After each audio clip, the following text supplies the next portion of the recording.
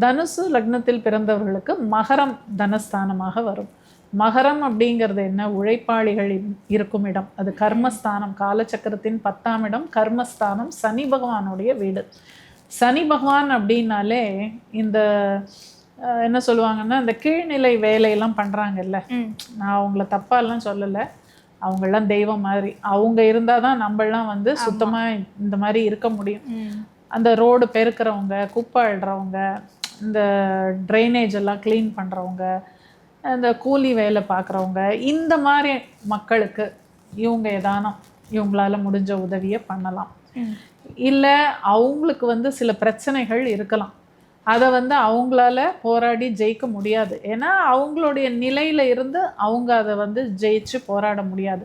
அவங்க சார்பில் இவங்க ஏதானும் ரெப்ரசன்ட் பண்ணி அவங்களுக்கு ஒரு நியாயம் கிடைக்கிற மாதிரி அவங்களுக்கு ஒரு நல்லது பண்ணாங்கன்னா இவங்களுக்கு வந்து இறைவன் வந்து அள்ளி அள்ளி கொடுப்பார்.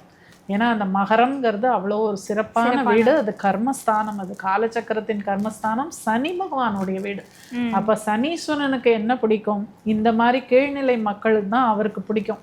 அவங்களுக்கு நீங்க நல்லது பண்ண பண்ண பண்ண உங்களுக்கு வந்து பொருளாதார மேன்மை அப்படிங்கிறது சிறப்பாக இருக்கும். கண்டிப்பா.